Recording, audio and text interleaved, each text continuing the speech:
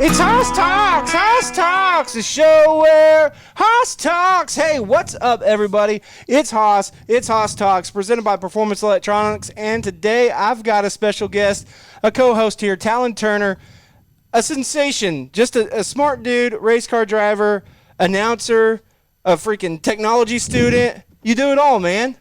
How are you? Pretty good. How are you? I'm doing great. So today we're going to talk about Port City Raceway. We're going to talk about Sweet Springs, your home track. And then we're also going to bring in a guest from Clovis, California, Jade Avedisian. Really looking forward to talking to her and getting her take on things. But let's talk first about racing in the Midwest. Whenever you think about racing in the Midwest, you think about Port City, you think about Sweet Springs, you think about different racetracks. Those two tracks are probably my top two racetracks in the Midwest. Yeah. Big events coming at these places. Yeah, there's a lot of big events around the Midwest this year. You go up to Illinois and you get the Sprague and you get the High Banks Hustle and everything else. But your home track, Sweet Springs, they got an answer for that in the Hink Memorial. That's a pretty big payday, right? Yeah, $20,000 to win Outlaw. It's nuts. It's crazy every year. So you started out in junior sprints racing out there. Now you're racing in restrictors. What is Sweet Springs like? For people that haven't been there, haven't seen racing there, what is Sweet Springs like? It's definitely considered a bigger track compared to like Port City, and it's around I-44, a little bit bigger. It's not very banked. There's some banking, but it still can rip. You're still flying around that place. It still rips.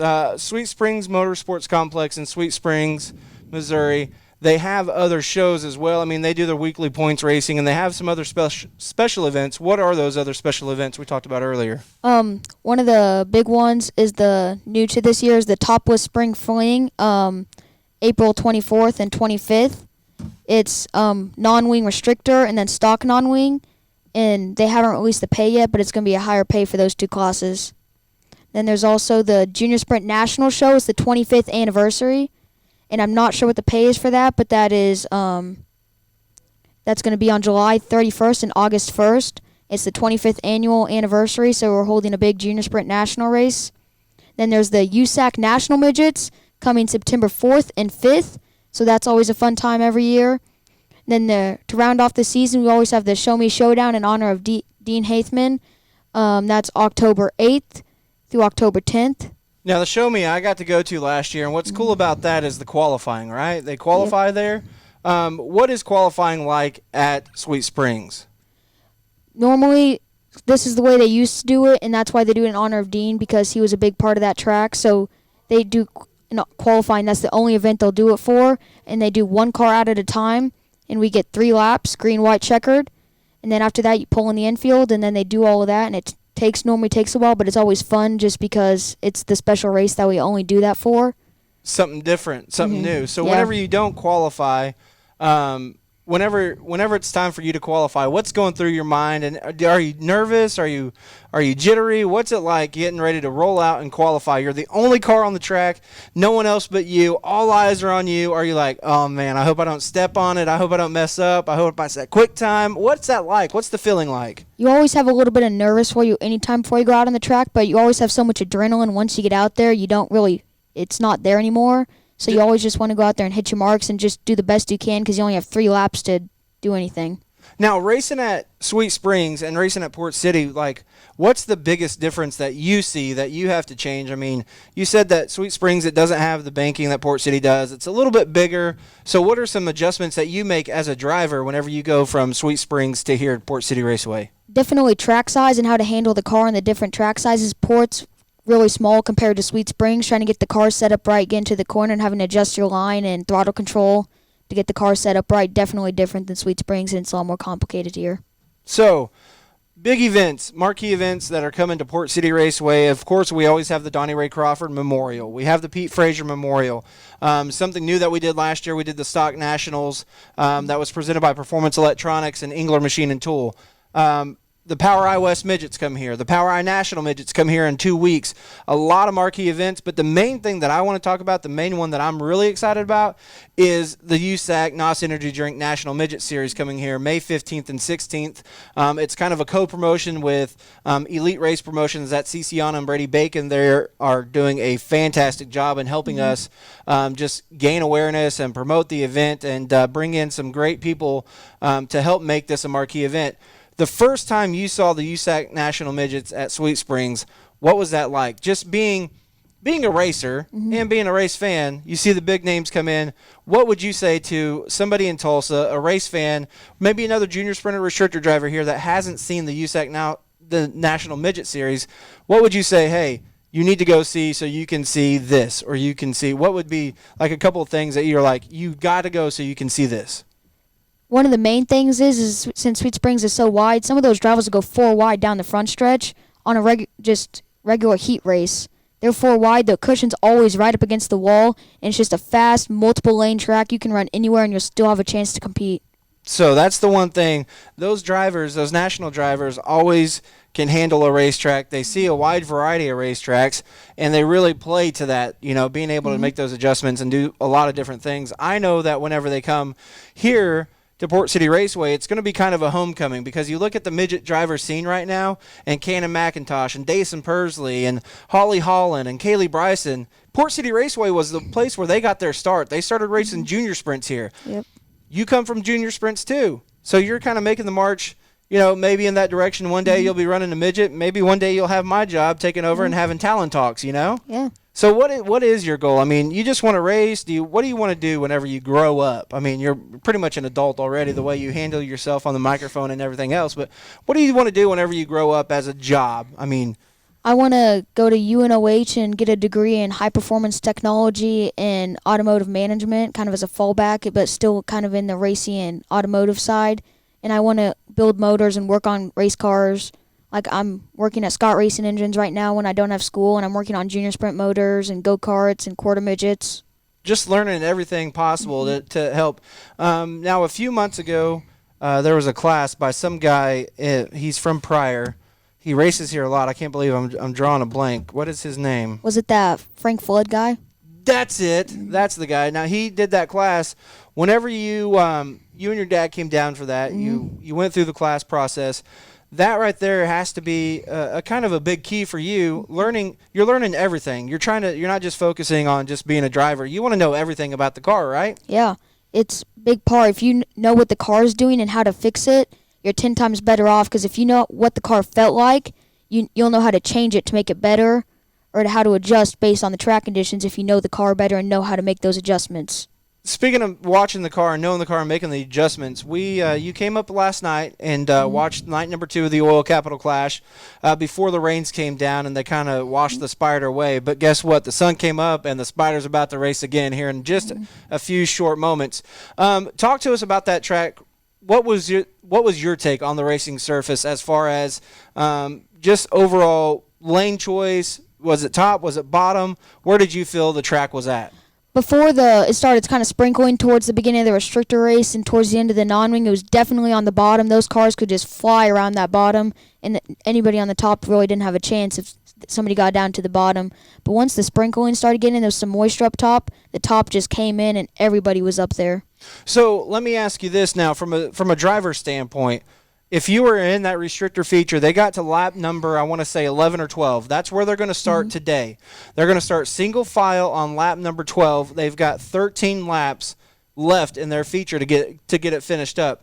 What is your thought process? Let's say, for example, Jade Avedisian, our guest that's going to come on here just a little bit, she's leading the race right now. Your buddy Garrett Benson sitting in that second spot. They were battling side by side, crossing each other over, sliding each other, and making it work.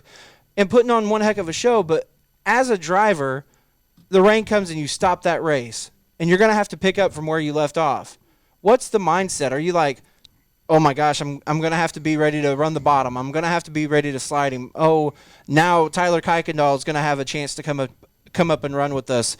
Ryder LaPlante was right there in the 88R. Are you thinking about those other drivers, or are you just like not even worrying about it, not even really thinking about it until you hit the racing surface? You definitely, when they move the shows to the next day and you're halfway through them is you kind of start thinking about it and think about all these different possibilities, and you kind of start to overthink things like, well, what if the car doesn't get set up right and it's too tight, too loose? How are we going to adjust to that? And like all the rain we got, where's the track going to go first? Is it going to be bottom, top, middle? You just have to try to think about those adjustments, but it's better to watch the races before you. But hot laps is going to be the only thing they have for those restrictors. So it's going to be to watch the track and watch what it does before and make your best judgment once you get out there. Judgment calls are always a big part of racing and everything else. Do you kind of try to lead to the side of just being cautious, or you just go all out? This is what I'm going to do. I'm set up for the bottom. I'm going to run the bottom. For this big of a race, probably I'd be a little bit more cautious, because if I was in like a lock-in spot, I'd probably be more cautious and just try to make it in that lock-in spot, so I'd be guaranteed to lock in for tonight's final A main. But if I wasn't in a transfer spot, I'd probably just get into a spot, get up there as fast as you can, get the best you can, run wherever you can, just get up there. That's perfect. That's excellent. I can't say anything else. Ladies and gentlemen, we'll be right back after this with Jade Avedisian from Clovis, California, right here, Talin Turner and HOSS on HOSS Talks. It's HOSS Talks. HOSS Talks. Hey, everybody, we're back on HOSS Talks now. We're still my wonderful co-host, Talin Turner, and joining us now from Clovis, California, the 2020 Restrictor Tulsa Shootout Champion, Jade Avedisian. Jade, how are you? Good. How about you? I'm so great. I'm so happy you're here. It's been a while since I saw you at the shootout, but thankfully you guys did a little Midwest swing, so to speak. What made you guys decide to do this Midwest swing and come up here and race? Well, usually, like right now at home, there's only like 1 or 2 races, so we decided we're not going to run for points this year, so we decided to just come up here and have fun and race different tracks, because I think when you race different tracks, you become a better driver, and it's just an experience to come to all these new places. Cool. What's one of the biggest differences to you from racing from California to the Midwest? What's some of the biggest transitions you've had to make? I mean, not really. Definitely the tracks are a lot bigger, except for the port. It's definitely way smaller than usual, but like the last 2 weekends we've been on pretty big tracks, and it's a lot different because at home they're like more micro tracks, but it's fun. So those tracks back home, would you consider them close to port size? Are they flatter? Do they have more banking? What are the tracks back home like? Maybe, Delta or Plaza Park, whatever they are. Yeah, kind of this size, maybe a little bigger, but some of the tracks are flat and some of them are pretty big, but like Lemore's quite a bit bigger than this, but like not what we've been racing on.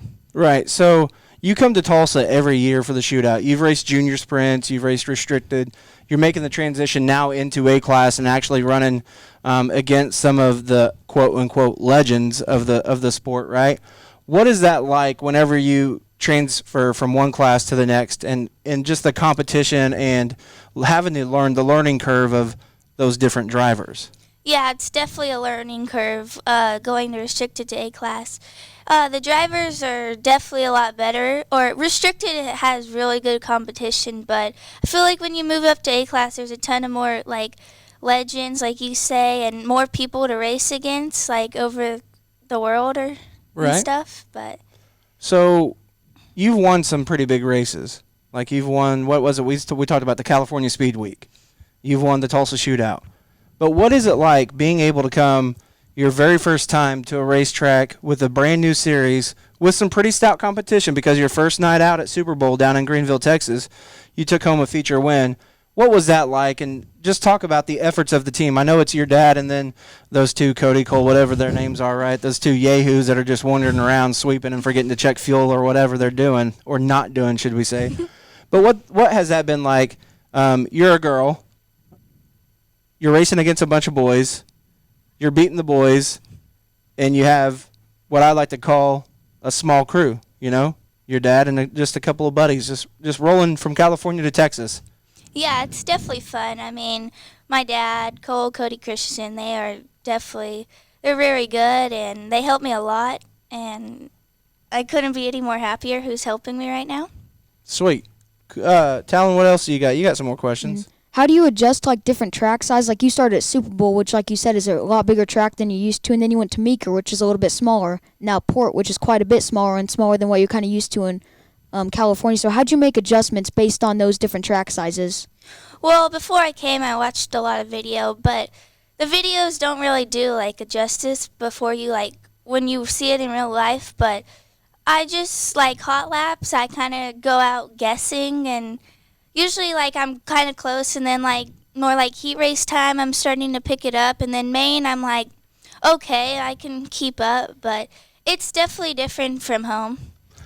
As a driver, whenever you're sitting in staging and you're about to roll out at a racetrack for the first time, just heat race or whatever, what are some of the things going through your mind? Are you thinking about the other cars that are in that heat race with you? Are you thinking, oh, the track looks really wet here, but it looks really dry here? What are some things going through your mind? Or are you just like, you got your country music turned on in your earbuds instead of the receiver and you just go cruising? No, I definitely think about it, my line, and which am I going to run the top or the bottom, or if the top's not there, I can just run the bottom. I think about it a lot in staging and before I go out. The last question that I have, and then I'll turn it over to Talin. Last night, a feature time, you roll out, you're running really well. You and Garrett Benson are sliding each other, crossing each other over. A really nice race for Talin and I to announce and watch. The rain starts coming down, and now it holds up that feature. You've got, 11 or 12 laps down. Last night, are you thinking about it? I know we hung out here at Bob's Turn 5, and we had fun, and we were laughing and cutting it up and everything else. But now, this morning, it's prepping the car, getting the car ready to go out and do 13 more laps that you had a pretty good run going. I mean, you got caught up in some lap traffic here and there. You hit lap cars at the wrong time. But what's going through your mind last night? Are you thinking about, now we're really going to be tight. It's going to be a single file restart. I've got 3 great guys from this area that race around here all the time that know how each other race. Are you thinking about the track? Is the track going to be way heavy? Is it going to be spotty? Is there going to be a cushion yet? Is there going to be anything? What's going through your mind last night and today about coming and finishing a race? Yeah, definitely. I think about a lot of stuff this morning, and like if it's going to be heavy, like you said, or if it's going to be slick. But there's some definitely good competition, like LaPlante, Garrett. They're both very fast, and Garrett got by me last night, and I knew he was going to do that again today because he's very good, and I just need to step up my game a little bit. So stepping up your game in hopes of winning and taking home a pretty cool trophy from the Now 600 series for this event. So another follow-up question, what's next for you? I know I've heard rumors of you guys maybe flying home and leaving the trailer here and maybe coming back to race at some different racetracks. Maybe, can you give us a little hint on what's going to go on here in a couple weeks maybe? Yeah, we're flying home Monday, and then I think in Super Bowl, I think there's a race in 2 weeks. We're going to fly back for that. And then at home, like, all the races are canceled because the coronavirus. And I don't know, I don't really get that thing. But if they're not racing at home, we're definitely going to come back here. Awesome. Talin, you got anything else, man? I have one more. Let's say like an intermission, they go out and water the track, and you're the next feature out. When you're sitting in stages, what are some of the adjustments you make in your head and on the track based on different track conditions, based on different things they do at intermission, or when you show up to a track, if it rained a lot in the morning, what different things do you adjust to your car, adjust on the track based on the different track conditions? Yeah, usually right before I go out, they water it. So I know in a couple laps it should be there, but the first maybe 5, it's a little greasy.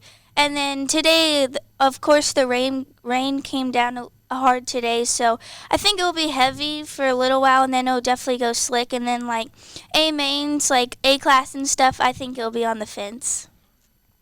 You keep on making me think of more questions. You come up here and you race A class. I know they don't really have A class back home. They have the Super 600s or whatever, right?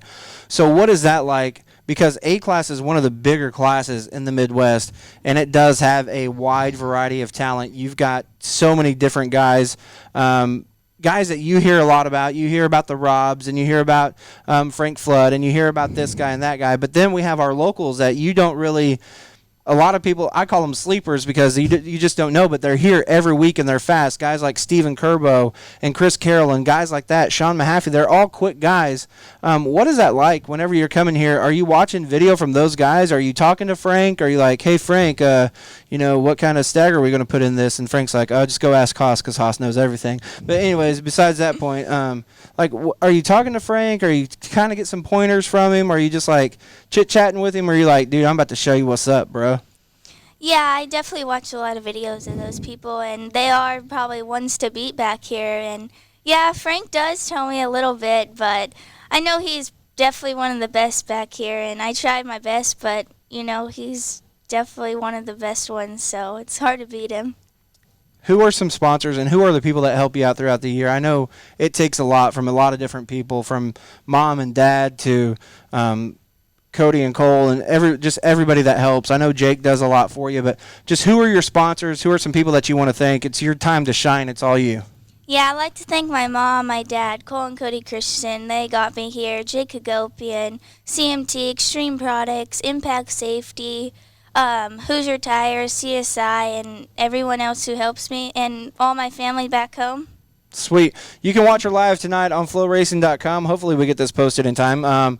For now, we're going to sign out. Talin, you got anything else? Nope, I'm good, HOSS. Jade, do you have anything else? No, thank you. Guys, it is HOSS Talks. HOSS Talks.